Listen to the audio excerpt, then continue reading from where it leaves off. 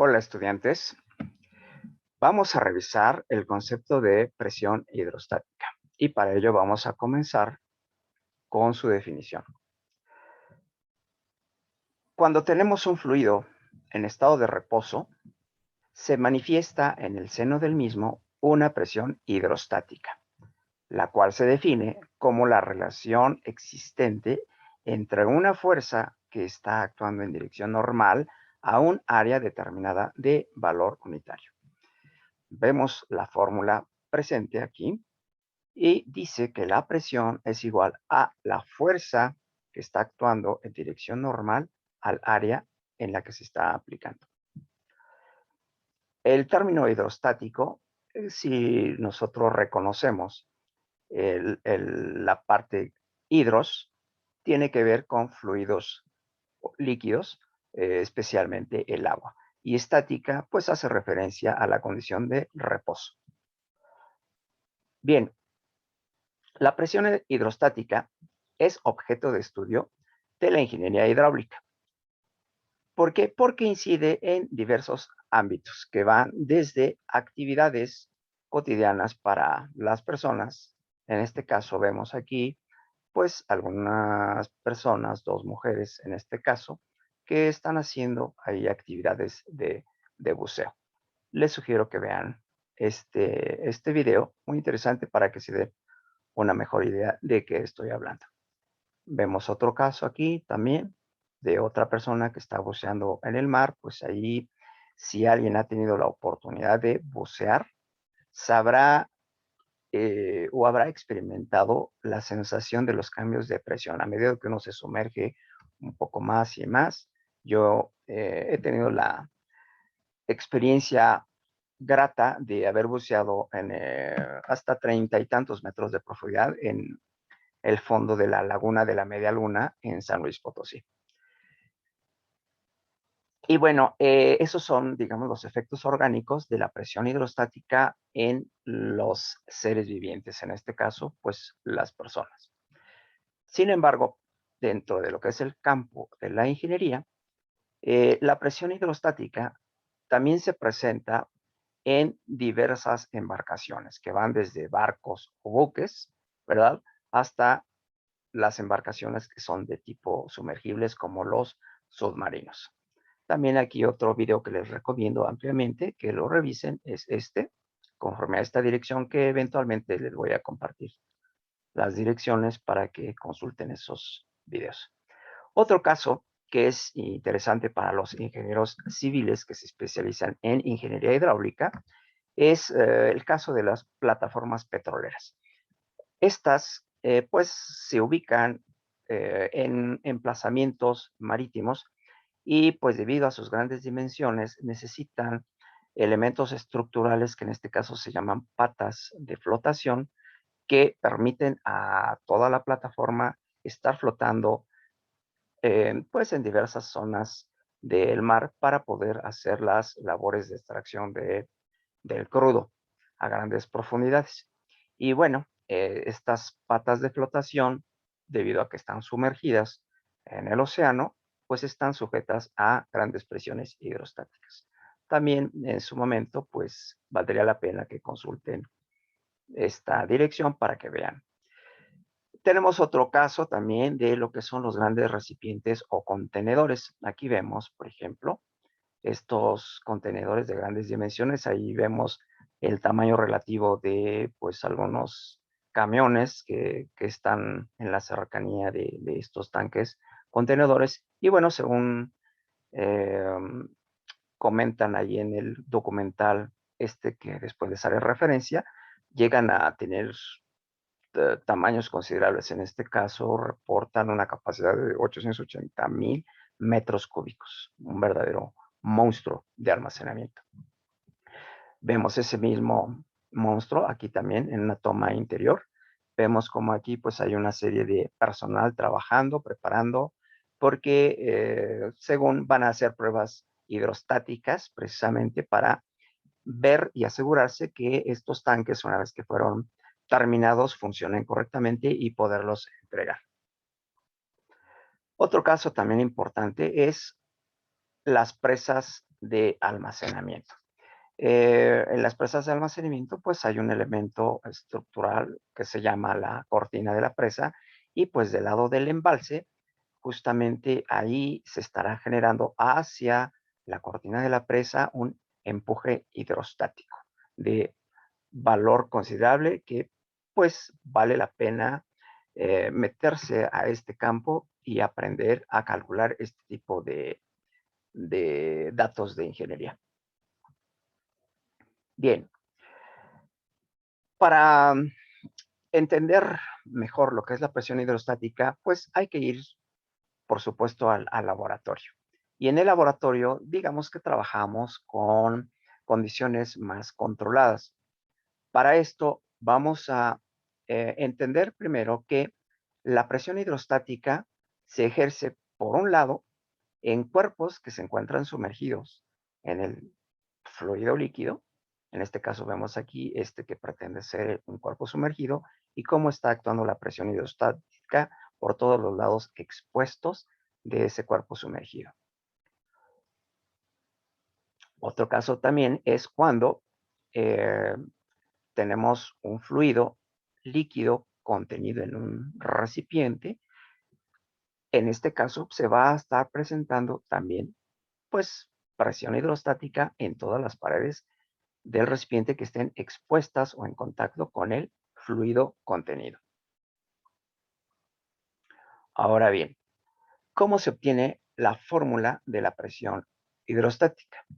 Bien, en nuestro recipiente imaginario que tenemos en el laboratorio, vamos a pensar que ubicamos un punto de interés que será este que está aquí en el fondo.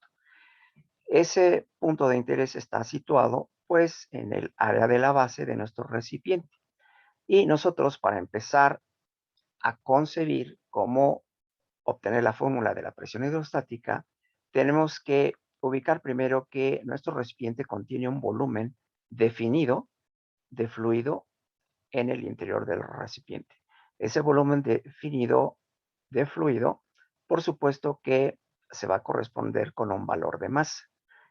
Y esa masa, si nosotros la multiplicamos por la aceleración gravitacional, de acuerdo con la segunda ley de Newton, nos permitirá, obtener lo que es el peso del fluido. Y ese peso del fluido, a su vez, se corresponde, ¿verdad?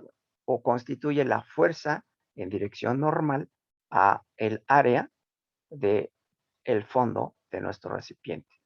Y esa fuerza estará provocando justamente en la misma dirección, ¿verdad? Lo que es la presión hidrostática en el fondo del recipiente, en este caso.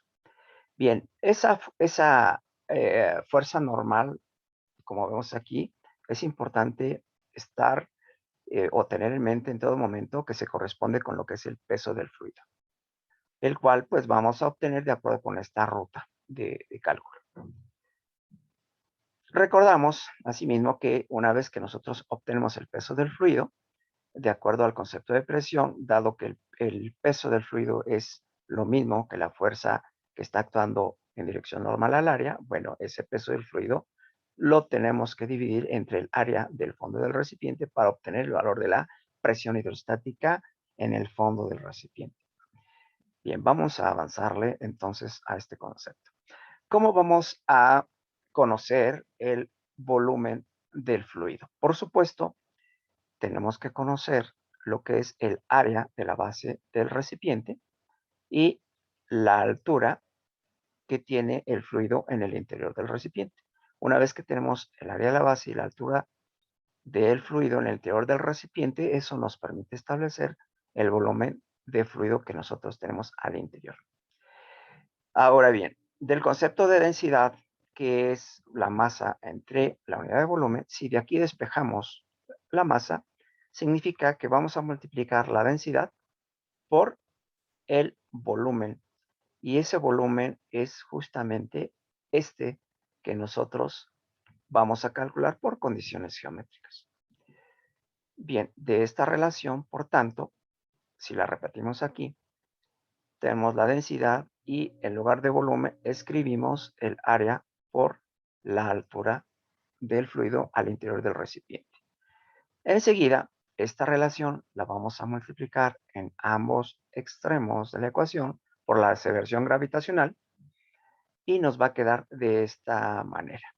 Y aquí vamos a reconocer del lado izquierdo que la masa por la aceleración gravitacional es el peso del fluido en el interior del recipiente. Del lado derecho aprovechamos y reagrupamos los términos de tal manera que nos quede esto. Y enseguida el área la pasamos del lado izquierdo, por supuesto, dividiendo al peso. Y este concepto también lo reconocemos y corresponde precisamente a la presión que estará siendo ejercida en el fondo de nuestro recipiente. Ahora bien, el lado derecho de la ecuación lo trasladamos aquí y también reconocemos que la densidad multiplicada por la gravedad, como vemos aquí, se corresponde con lo que es el concepto de peso específico. Y si sustituimos esto aquí, pues nos permite obtener de manera sencilla lo que es la fórmula de la presión hidrostática, que ya estaremos aplicando en algunos ejercicios numéricos más adelante. Bien, vamos a seguir. Como ya establecimos que para conocer la presión hidrostática en el fondo de un recipiente que tiene un líquido que tiene una altura h al interior del mismo, bueno, pues esta fórmula nos permitirá conocer esa presión hidrostática. Pero antes de hacer ejercicio, primero necesitamos entender cómo se comporta gráficamente la presión hidrostática cuando está interactuando con áreas, ya sea de cuerpos sumergidos o bien con las paredes del propio recipiente que lo contiene. Bien, como vimos, la fórmula de la presión hidrostática, que es esta, la repetimos aquí. Y bueno, esta fórmula no es otra cosa más que una ecuación que si la graficamos, pues genera una recta.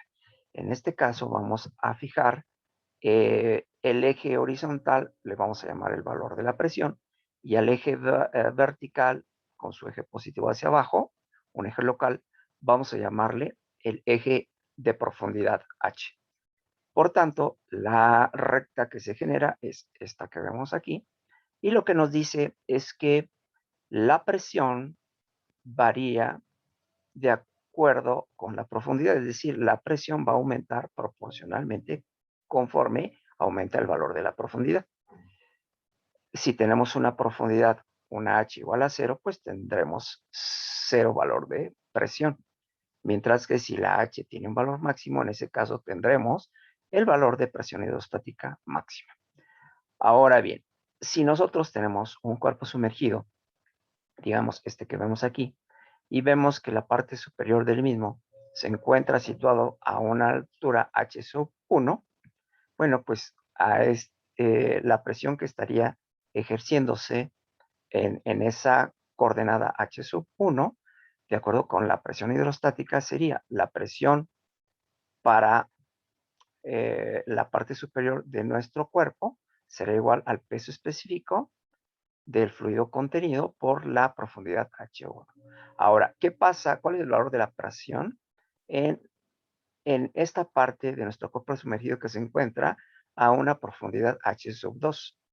Bueno, pues tendremos una presión sub 2 que será igual al peso específico por la profundidad H sub 2.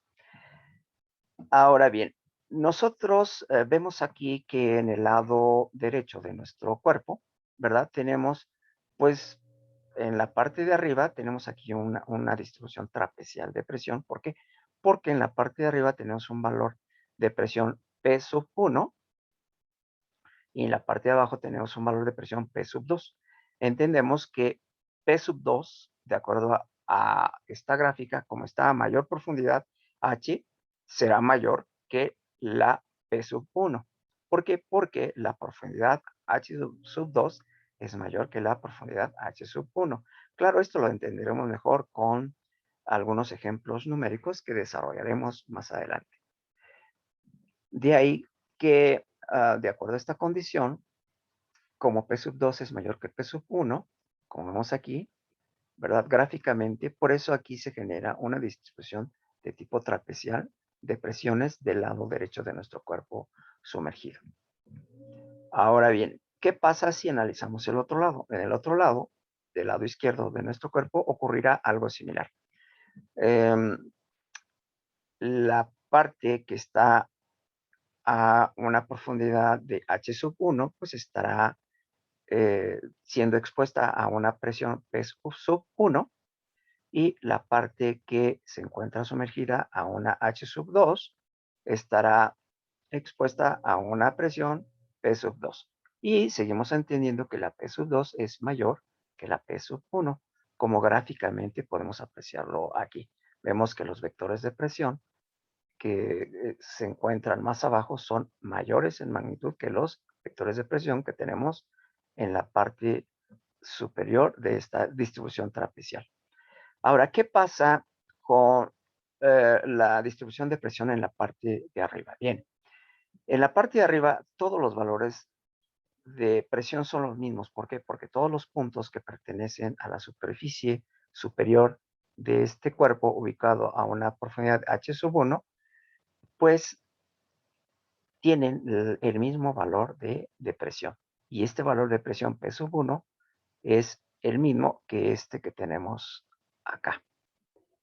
¿Qué pasa con los puntos que están ahora en la parte inferior de nuestro cuerpo sumergido?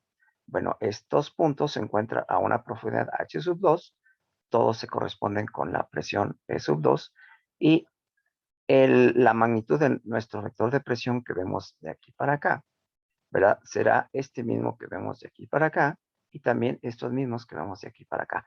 Nada más que por definición, los vectores de presión actúan perpendiculares a las superficies en las que están actuando. Por esa razón, pues vemos estos vectores aquí perpendiculares o normales a esta área, y este mismo valor de presión lo vemos también actuando aquí perpendicular o normal a esta área de acá. Lo que sí debemos notar es que estos valores de presión o vectores de presión P sub 2 son mayores que los vectores de presión P sub 1 que tenemos acá. Bien, ahora, eso es entendiendo cómo se distribuyen las presiones en cuerpos sumergidos en términos gráficos. Ahora, ¿qué pasa con las paredes del recipiente? Bien, debido a que la fórmula de la presión hidrostática se comporta como una recta, bien, pues nos dice, vaya, que si la profundidad H sub 1, por ejemplo, es cero, pues significa que la presión en un punto 1 que yo sitúo en este caso sobre la superficie libre del fluido, pues tendrá un valor de cero. Mientras que a medida que nosotros ganamos profundidad y digamos que estamos a una profundidad de H sub 2, que la ubiqué, digamos, hasta aquí, pues aquí tendríamos nosotros un valor de presión en términos de magnitud gráfica de aquí para acá. Esta magnitud de presión la trasladé para acá y también para acá, ¿verdad? Y a partir de ahí dibujé a partir de la superficie libre, ¿verdad? Una recta que me permite crear una distribución de tipo triangular de las presiones, y estas a su vez están actuando en dirección normal o perpendicular a las paredes de nuestro recipiente, sea del lado derecho o del lado izquierdo. ¿Qué pasa en el fondo de este recipiente? Bueno, el fondo, digamos que en este caso, ahora la profundidad H sub 2 es directamente toda la profundidad de nuestro fluido, la altura de nuestro fluido al interior del recipiente. ¿Qué pasa entonces nuevamente en la superficie libre? Debido a que la profundidad aquí simplemente es una representación gráfica, H sub 1 es igual a 0, por tanto estamos en la superficie libre. Significa que si H sub 1 es 0, multiplicado por el peso físico, me da un valor de presión en la superficie libre igual a 0. Y a partir de ahí va a crecer mi valor de magnitud de presión, como vemos aquí. Para ubicar el valor de la presión en el fondo del fluido, pues yo necesito nuevamente recurrir a esta gráfica, Y entonces la magnitud que hay de este punto a este punto la bajé aquí. Aquí tengo un vector gráfico de presión, P sub 2, que es este valor de presión que tengo aquí, que se corresponde con la profundidad H sub 2.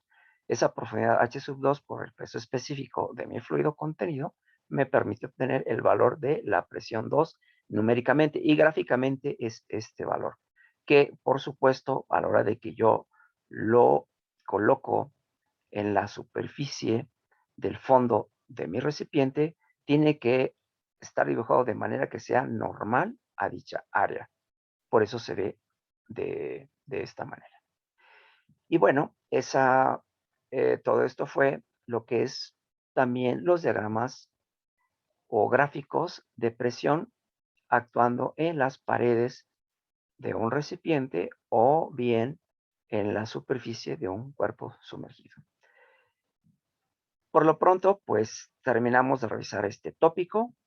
Si quedan algunas dudas, me lo hacen saber para poderlas aclarar en su oportunidad. Hasta pronto. Gracias.